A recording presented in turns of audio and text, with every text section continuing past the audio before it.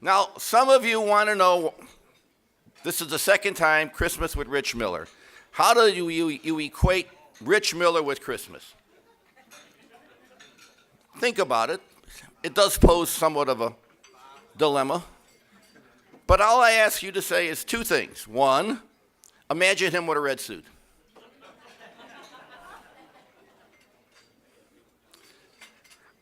That's the only good one I have, Miller, and went over like a bomb. Okay.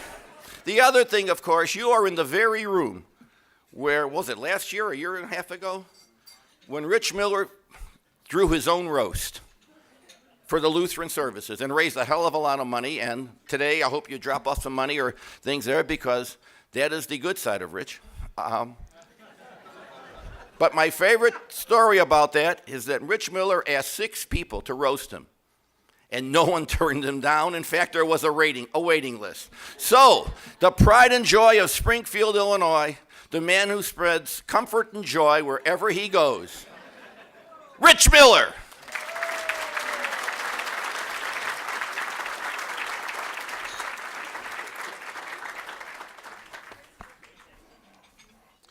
Man, you play with fire, you introduce somebody like that.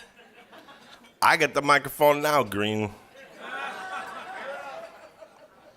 At my roast, Green quoted Shakespeare like he's some professor or something. You teach political science, dude. It's not literature. Before I start, this is actually Brown's idea to do a little bit of a fundraiser for Lutheran Social Services of Illinois child care program. And they take care of little kids from very poor families.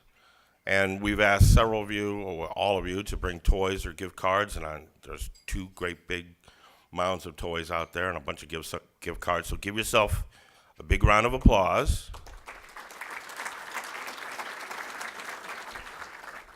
And thank you very much.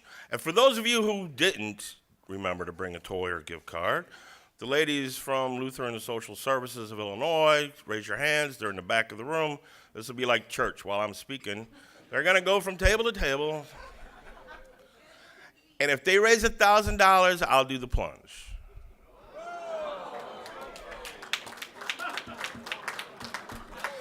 $1,000 from now, not what's included already in there, because I put some big bucks in that thing.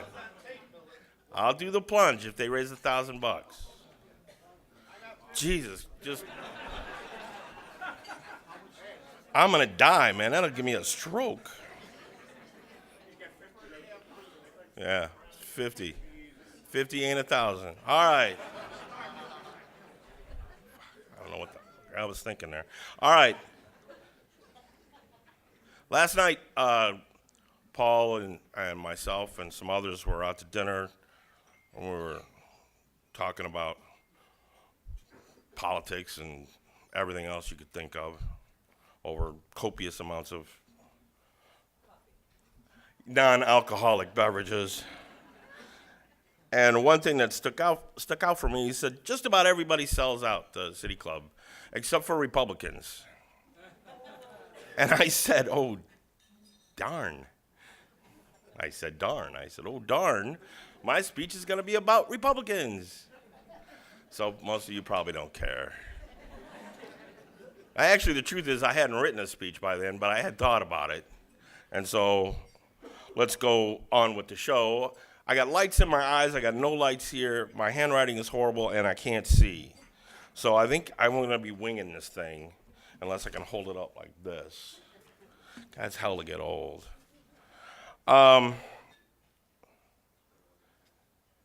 You know, I really can't see. Good God. I can see it outside.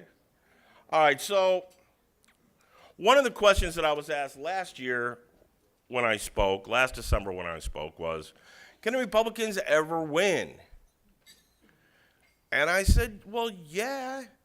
In 2010, Mark Kirk won statewide, U.S. Senate, pretty big thing.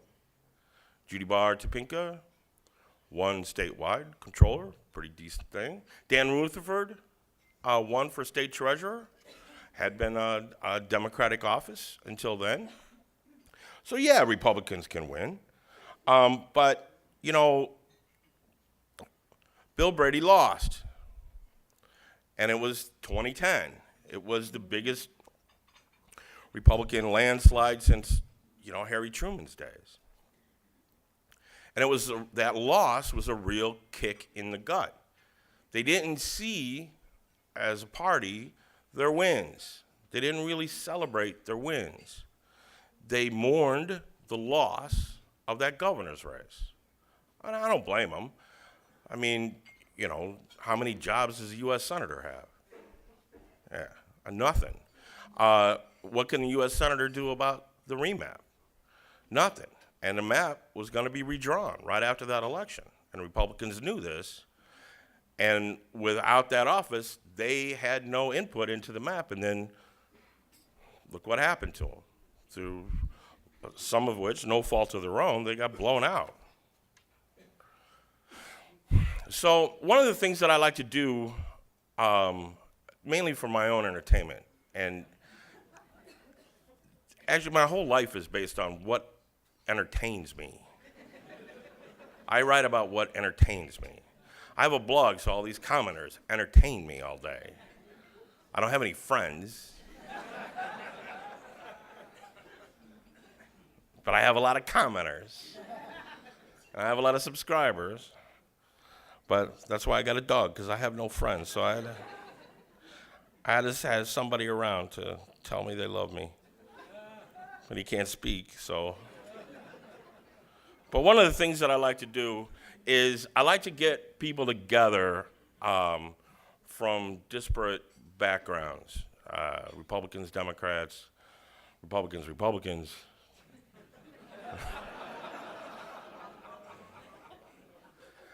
Get them together, have pour a little alcohol onto the situation and see what happens.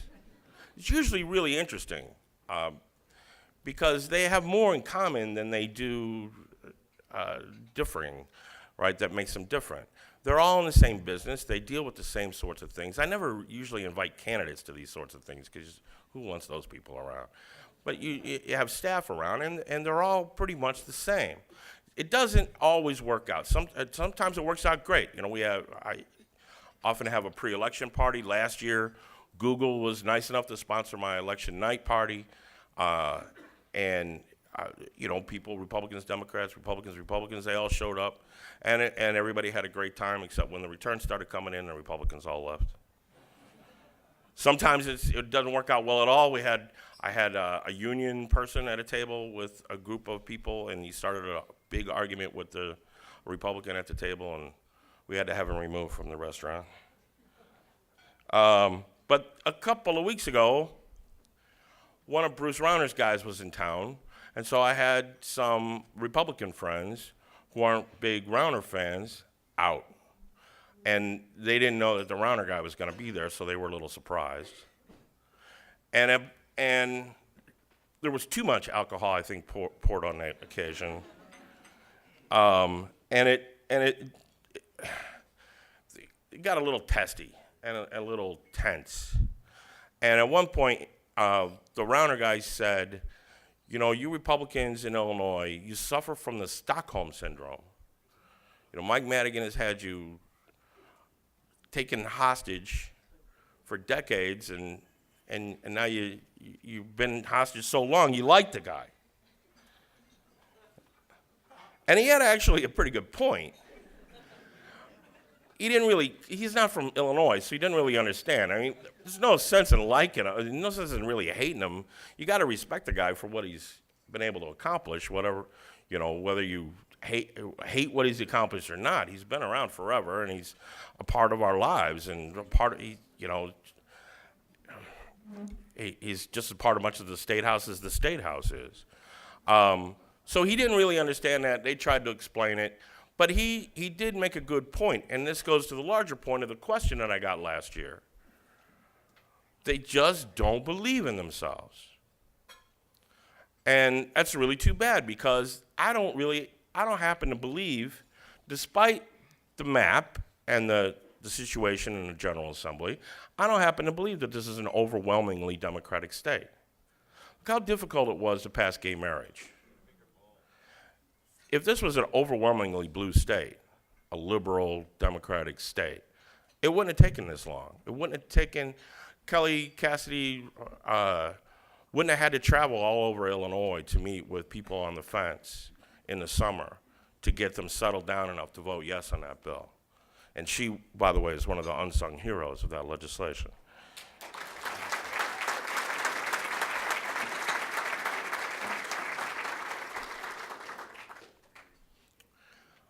So it's more of a liberal Republican state, in my belief, not, or maybe a conservative Democratic state. But we do end up with, we have Governor Quinn, who's not really a conservative Democrat unless you ask AFSCME. Then he's not even a Democrat, he's Scott Walker. They're really laughing at this table at that joke.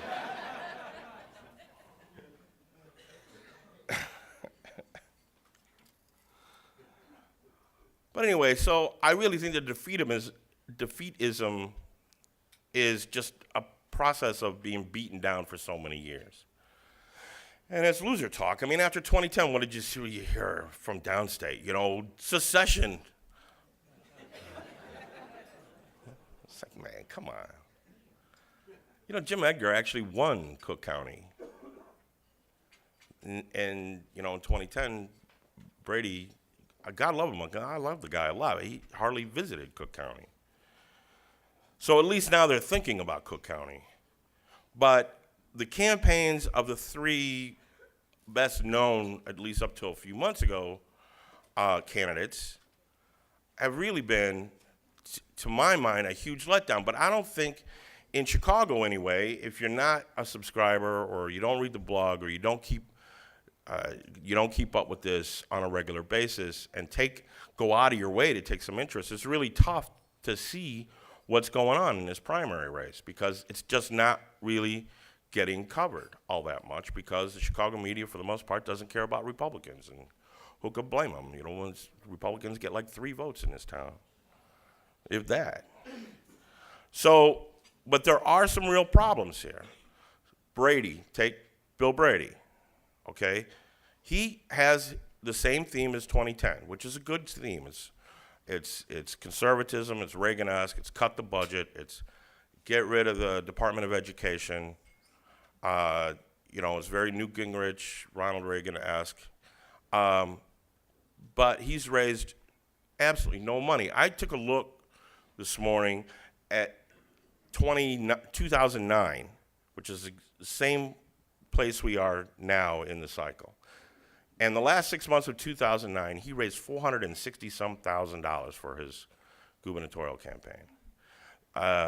Last 6 months, he's raised about $3.45, I think.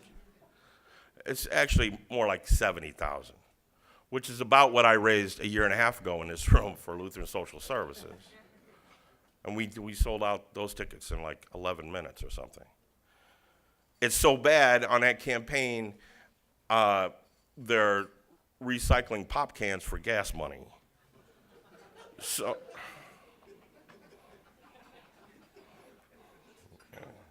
yeah, I've been trying that one out for about a week. Yeah, it needs a little more work. Damn it, I'm gonna use it again, because it's mine. Dan Rutherford, the treasurer, is raising some kind of money, but not big money. He's sitting on $1 million, but he's really not raising all that much money. He wants to hold it for the end. But, we have early voting in Illinois. People start voting a month before the election. By the time all his money is spent, half the people will have already voted. And he's got really, I guess his theme would be, if you held a gun to my head, I would say it would be smart governance or good governance. But you really have to kind of pull that out of him. It's not something that he hammers on. Other than that, he spends too much time talking about how you know, he was elected statewide, and he's the most electable candidate for next year, which really isn't. I mean, it's not a theme that actually can win a primary. Kirk Dillard. He's got no money and no theme. He's got the worst of both worlds. Dillard did pretty well in the 2010 primary until Andy McKenna started running those ads, running the TV ads with Barack Obama. That Dillard had done an ad for Barack years ago, and yeah, bowl's getting full. I hope those are ones. God damn it. I think I have a session that day anyway, so I can. And he was doing really well until those ads hit him for, you know, being Barack Obama's pal, right? And then he sank like a stone. Andy McKenna couldn't finish, even though he'd spent all kinds of money. And Bill Brady came up the right side and won, because he actually did have a little cash at the end, and he could get his message out there, and he was able to win. The Republicans are very hierarchical as far as the party goes. It's like, whose turn is it? Okay, so, you know, after Jim Thompson, it was definitely Jim Edgar's turn. It was definitely George Ryan's turn. It was definitely Jim Ryan's term. It was definitely Judy Bartopinka's turn. 2010, they had a little problem with that. It was like nobody's turn. But the people who were running, whose turn was it, right? Turns out it was Bill Brady's, because he had run 4 years earlier, so it became his turn. Now whose turn is it? Dillard is kind of running a campaign of, it's my turn, right? So he lost that primary by like less than 200 votes, 193 votes. I can't imagine what that's like, right? You get blown out, it's fine, you just walk away. The people have spoken, damn them, right? You lose by 193 votes. You wake up screaming in the middle of the night for a very long time. And I'm not saying that to make fun of him. I really empathize with him. That would really mess with somebody's mind. He's been able to handle it pretty well, but he's not run a very good campaign this year, because he just keeps talking about the past, and he doesn't really talk enough about the future. He mentions a few things, but it's mostly about the past. For him, it's my turn. And then we come to Bruce Rauner, who has, to many minds, come out of nowhere, right? Who in the room has seen one of his TV ads, at least one of his TV ads? All right. Shake things up. Shake it, baby. And I helped.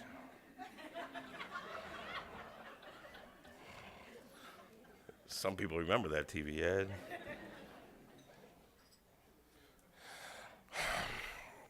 So what, he made like $53 million last year. Not working, but he made $53 million last year. That's $1 million a week plus. That's over $200,000 every working day, right? Bill Brady just made public his tax returns for 2012. He made $200,000. He made as much in 2012 as Bruce Rauner did in one day in 2012. Let that sink in. That's some real money, folks. And this is not something that just popped up out of nowhere, okay? I think 6 months ago, probably a lot of people in this room, thought that Bruce Rauner, he's another rich guy. We've seen it before, right? We saw McKenna. We saw Ron Goodwitz. They can't ever connect with people. They don't really get what campaigning is all about. They're just too up there. I mean, and this is not a slam on Ron Goodwitz, because he's a great guy and he does a lot of work for his party, and and people should be in the Republican Party should be proud of him. But one of the photos that he posted from 2010 campaign was he was in Southern Illinois and he was wearing French cuffs.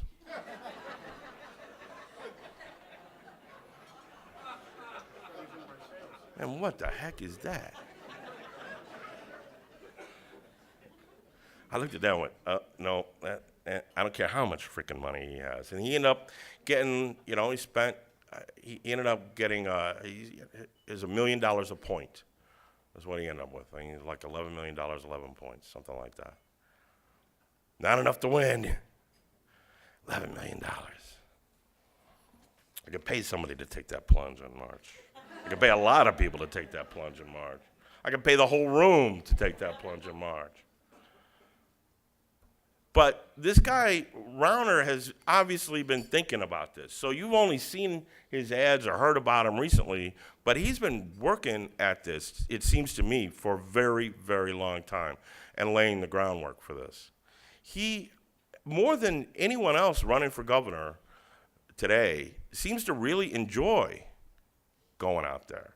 There were a lot of people who figured that by December he would have been so sick of it he wouldn't even file his petitions. Just, like Bill Daley, right? He was out there like 3 days and went, I ain't kissing no more babies.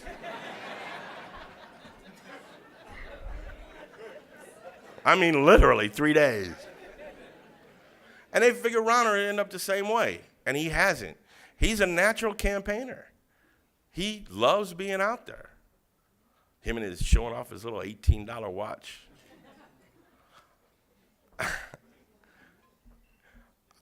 You know what? I won't use it. Never mind. I had a joke for that, but now you're here, so I won't use it. He is smart as heck. He's hired some out-of-state people and some in-state people who are very smart, people connected with Mark Kirk. And he's put together a heck of an operation. And he's got a theme, right? Shake it up. Shake up Springfield. And his term limits shtick of his, which is not a shtick. I mean, over a month ago, he had 150,000 signatures on his petitions. People are starting to connect with this guy, both on a personal level when he goes out to talk to them, and on a paid media level in his ads. His latest ad is about term limits. And, unless the courts, we have a Supreme Court justice who won't comment on it, of course, but unless the courts knock it off the ballot like they did the last time, he'll have a heck of a thing to run on in the fall. Right now, though, it's a great thing to help him connect with people who might not otherwise support him. He's pro-choice. He's not against gay marriage. He likes guns, but he's not a gun nut. He has a wife who's a Democrat and a liberal and a big contributor to liberal causes, who you probably won't see until after the primary ends. But you better believe if he wins on primary night, she's going to be standing right next to him with her Obama button on. I'm not trying to make fun of his wife either, believe me. I've never met her. I've heard she's a wonderful person. Where the heck am I?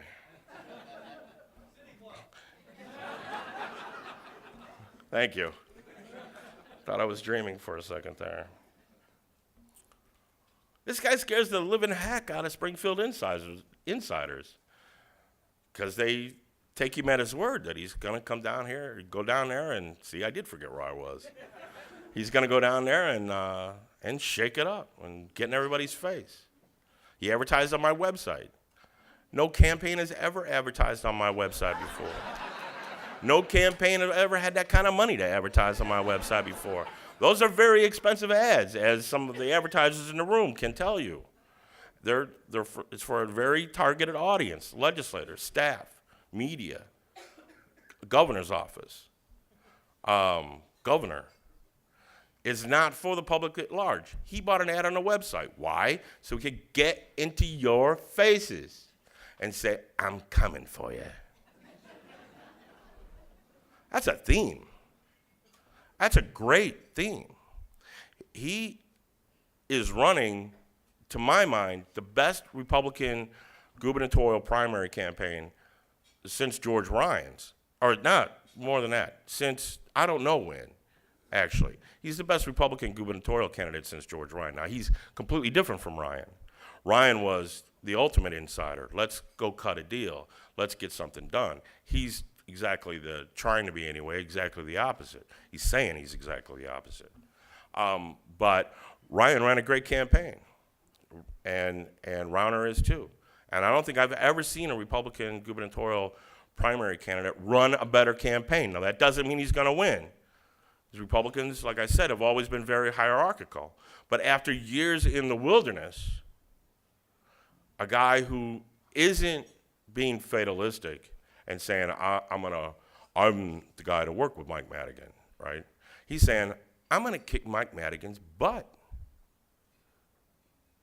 And they're starting to eat it up.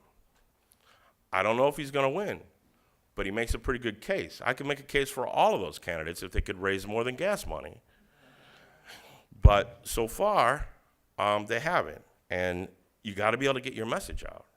And they haven't been able to get their messages out. And they won't unless they can start raising some money. But he has sucked up all the cash. Ron Gidwitz, who was with Kirk Dillard in 2010, went over to Rauner. It's a big, big blow to Dillard because Ron Gidwitz is the gateway to other rich Republicans. A lot of those folks write checks based on where Ron's at. And Ron's with Rauner. And he's, it's every day it's another $100,000 he's raising. Every day, $200,000. Writes himself another $500,000 check. So even if they do raise enough money to get their own messages across, they don't have enough to do to Rauner what is pretty easy to do to beat him, is to talk about this city and his ties to Chicago, and more specifically to the mayor of Chicago. They're buddies. Montana vacations together. Rauner actually put together a deal that helped Mayor Emanuel make quite a lot of millions of dollars. So he made him a millionaire. Vacations in Montana with him. He serves on boards and does other stuff for the mayor. And I had a poll conducted several months ago, back in the summer, that issue being so closely connected to the mayor was an 80% less likely for Republican primary voters. They don't like Rahm.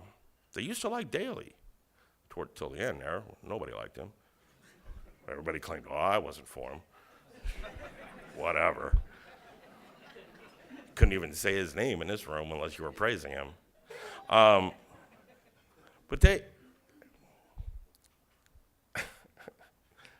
I'm going to take you on the road, lady. But nobody's got the dough to do this. Nobody's got the cash. And if he wins that primary, he's going to run left real quick and run right at and there's like 32 weeks between primary day and election day. And if he spends $1 million a week, that's $32 million. He'll have plenty left over, and he'll make it all back anyway. Just imagine, $1 million a week at least. And if he wants to spend 64, what the heck? He's got it. I don't think he spent $53 million last year if he's still wearing an $18 watch.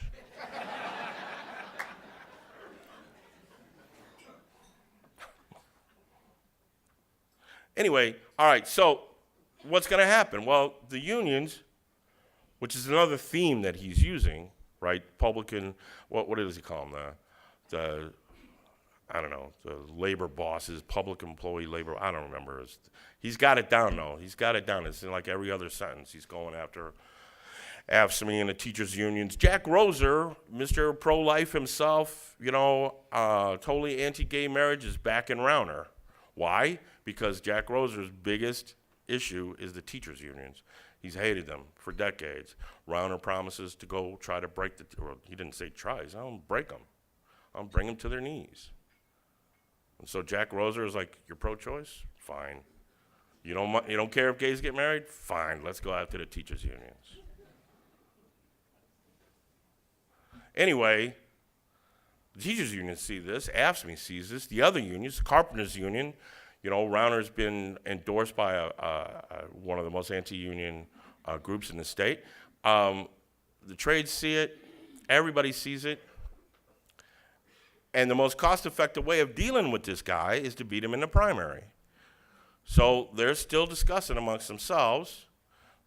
The conversations are being escalated lately about spending a few $1,000,000 to try to beat Bruce Rauner in the primary. Tie him to Rahm, do the things that, the Republican voters don't like, make sure they know that, which would be, I think Karen Lewis would love to fund a advertising program that tied Bruce Rauner to Rahm Emanuel, frankly. I think she'd get a big kick out of that. The union would probably kick in a lot of money. And that's probably the other candidate's only hope, is that these unions get together. And then what happens? Well, nobody really knows. Then the other candidates are going to have to struggle amongst themselves. If they wanted to get endorsed by a union, and that could still happen too. Kirk Dillard voted no on pension reform. Dan Rutherford was against it. If the unions endorsed one of those two candidates, I also did a poll on that, and the reaction to accepting hundreds of thousands of dollars from public employee unions was also 80% less likely.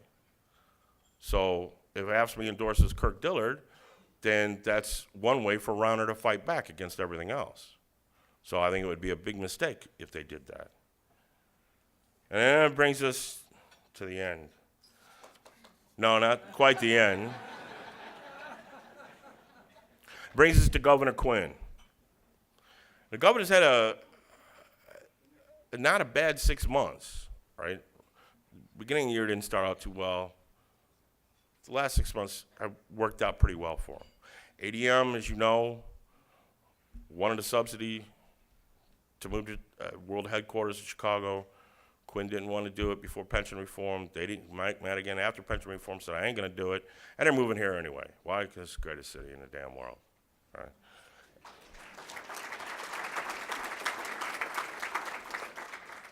Big plus for Quinn, because all the Republicans pretty much criticized him for that. Now they look a little goofy because they would have spent money when we didn't have to spend money. Marriage equality passed. In no small part to what the governor did. The pension reform bill passed, and he played a crucial role, particularly in the Senate, passing that bill. John Cullerton wasn't exactly the most enamored person in the world of pension reform, since he had opposed the bill like 2 months earlier. He's maybe showing he's getting his arms around the job, but he is Pat Quinn. And he doesn't have a campaign manager yet. He's still running a mom and pop shop over there. And if Rauner gets out of that primary, he ain't Bill Brady. He ain't Bill Brady. Bill is a good guy. You know what? If you sit down, and all of these guys actually, you sit down with Bill Brady and you talk to him, God, he's great. He's one of the best candidates to have a beer with. He's really relaxed and easygoing, great smile. And then you get him to try to smile for a camera, and he looks evil. It's like, wow, man. Give him a couple beers first, maybe. That's my solution to everything, by the way. Worked for me. Except for speeches. I don't drink before speeches because I know that could be a problem. People who don't drink are afraid of revealing things about themselves, right? So that's why I don't drink before speeches. So you can't run a mom and pop operation if this guy Rauner gets out of the primary. You just can't. You got to run a top-notch 21st century program. And I don't see it yet, Brooke, Abden. And you better get going quickly. Now maybe he'll be the luckiest man in the world again. And whoever wins the Republican primary will drop out.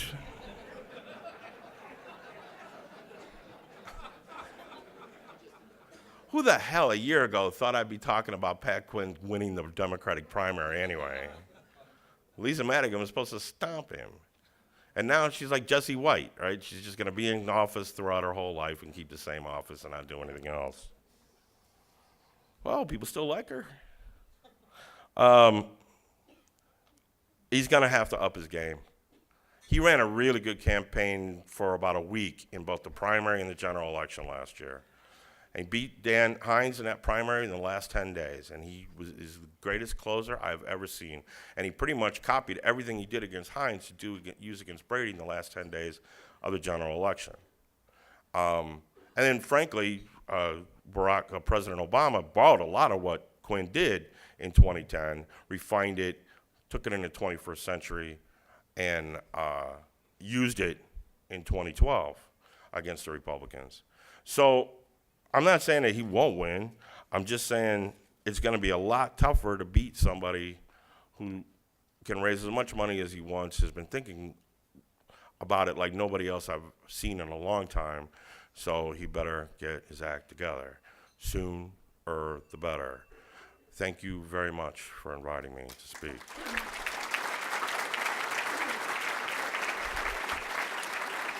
Do we have a total? Oh, Jesus.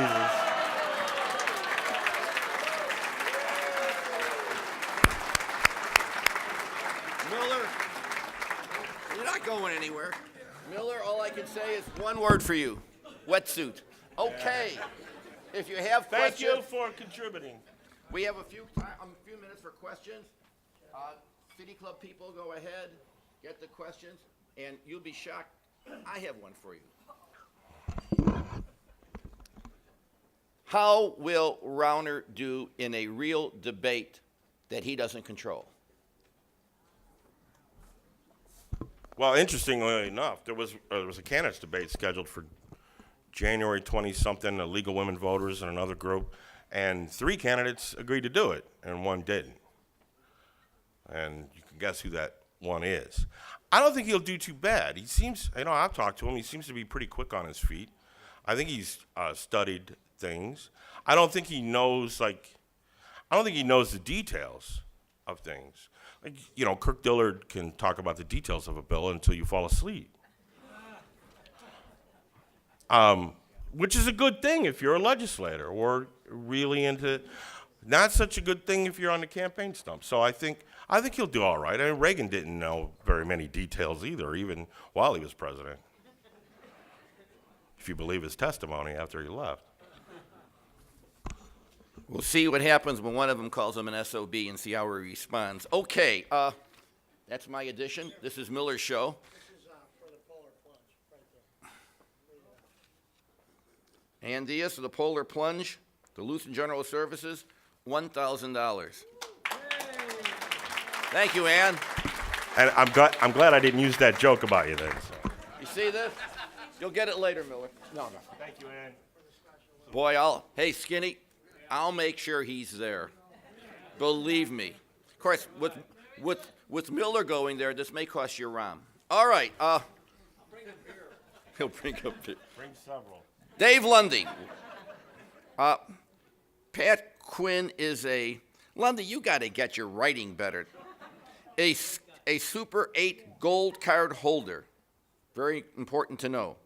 Bruce Rauner has 8 super houses. Right. You can use that. How do you think that will play in the general election? I apologize. It's a good question. I think you will see much the same campaign that we saw last year in the presidential race. And if Quinn gets his act together, remember, a lot of the people that, not a lot, but a significant number of the people that are contributing to Rauner right now are also traditional Democratic contributors. But I think that'll be effective. I think it'll be really effective. But if this guy's spending $1 million a week coming right out of the gate, he may have been defined by the time he tries to define Rauner. Okay. This is from board member Frank Paul. Will union members vote in a Republican primary? Well, there's a lot of Republican union members out there. I mean, you keep in mind that a lot of these AFSCME members got their jobs in Republican administrations. It's only the new hires that are, somewhat Democratic. The rest of them are all Republicans. So yeah, I think there'll probably be a push on to get that done, to try to get them out there and to take Republican ballots. The diehard Democrats aren't going to do it though, because they wouldn't do that for anybody. Not even Skinny Sheehan, they wouldn't do that for. I will spare you the political science analysis of crossovers because it wouldn't make a difference. Okay, Al Grossbull. Where are you, Al? There he is, right in front. How does Governor Quinn do against Dillard or Rutherford? Kind of a hopeful question, right? All right. Well, again, I don't necessarily believe that Bruce Rauner is a slam dunk. I think anything can happen, especially if money starts pouring in to take care of that. I think with Dillard, it's all social issues, because Dillard has moved. I don't think he's really moved. I think he's always believed it, but he's accentuated so much his far-right ideology this year that if Dillard is a guy, then we're going to see a lot of stuff like they used against Brady. Now, Rutherford accentuates more moderate leanings, but he's got basically the same record, voting record, as Brady and Dillard. So I think they have to make the case for change. And so far, they've just been looking backwards. They're not making a case for change right now. They have to start looking forwards. Rauner's looking so far forward, he hasn't mentioned his Republican primary opponents yet. I mean, his term limit ad, who does it talk about? Pat Quinn. They have to start looking forward. And if they can do that against Quinn, maybe. But, man, it's tough. You know, if you look at how Bill Brady lost in 2010, one of the big places he lost was Mark Kirk's congressional district, because they're more liberal on the social issues up there, and they were horrified. And they will be by these guys' voting record as well. So they'll have to run a way different campaign than Brady did. Move over a little bit, Jesus. Don't think Brady's vote is not going to help in Kirk's district in the Republican primary on the pensions. But that's Paul Green talking, not Miller. Bruce Hoppel, where are you? You got to raise your hand, Bruce. This is not a. All right. And is it you're with D? What TZ? What's the first letter? D is in Dave. I thought it was Greek letters. Delta, theta, zeta. Okay, here we go. Is it a given that the temporary income tax increase will be made permanent? If no, will there be a bill later for a graduated income tax? If you don't want to hand this, I'm sure Chris has come up with a quick answer. I think one of the main reasons behind the Rauner campaign and behind his push for pension reform is to stop that progressive income tax from ever being implemented in Illinois. But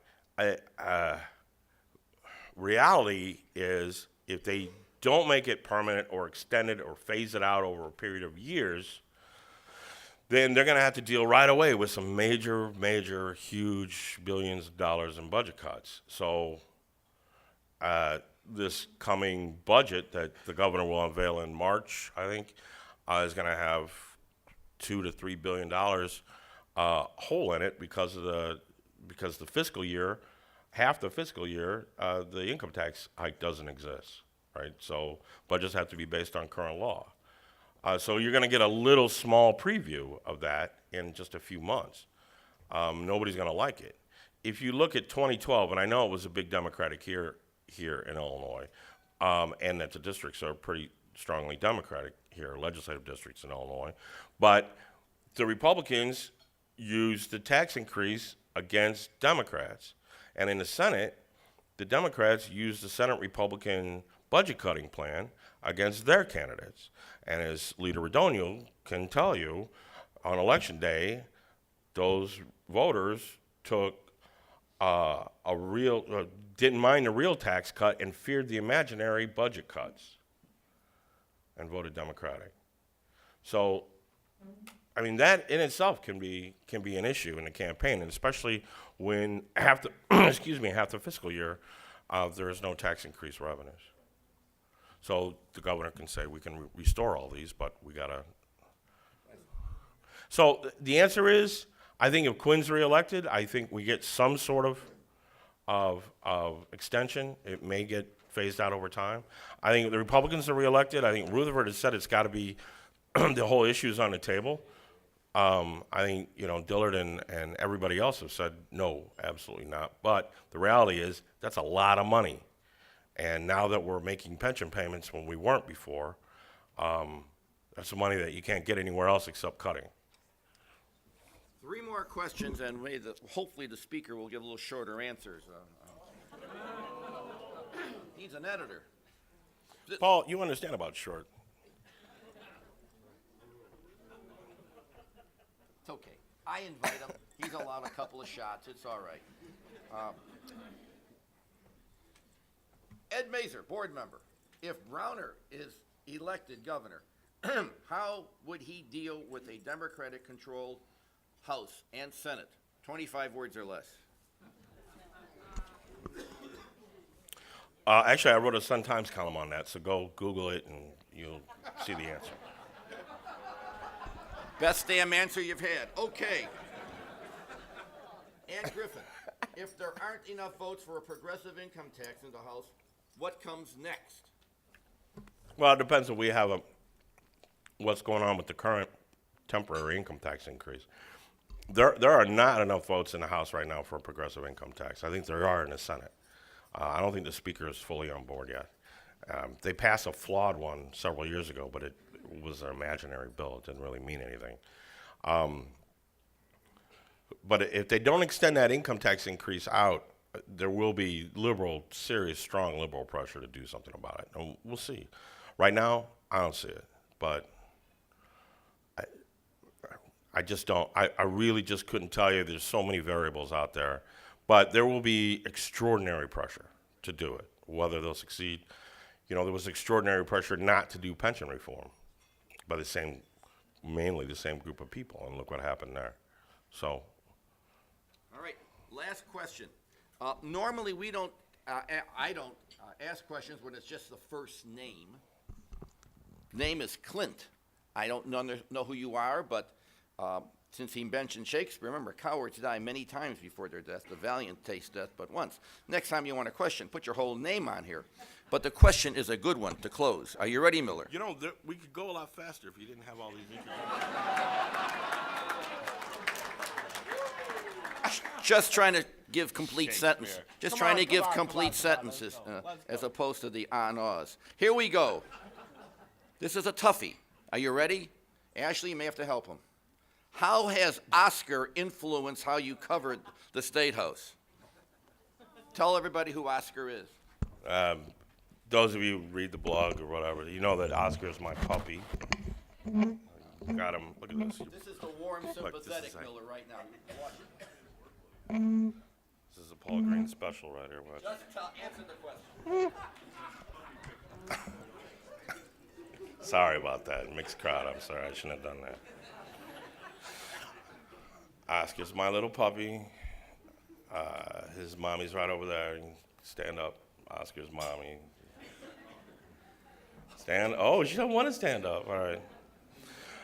He is a soft-coated Wheaton Terrier, and we got him almost a year ago. He just turned a year old. And he's the only thing in the world that could ever get me out of the bars at 10 o'clock at night. Because I got to go home and take care of the dog. He seriously has all these wives and everything else, and the only thing that's ever been able to get me home early is a puppy. So yeah, he's changed my life a lot. It's probably hurt my writing because, well, actually, I've long said that nothing happens in bars after 10 o'clock except drinking. So there's no stories out there after 10 because everybody's drunk by then anyway, so you don't really get all that much. But he's cool, We sits by. When I blog during the day, he's always with me, and it's a nice little, gets me up and gets me away from the computer for a while, go play with the dog. It's been great. I can't imagine life without him. Anyway, thank you very much for that question. Big round of applause.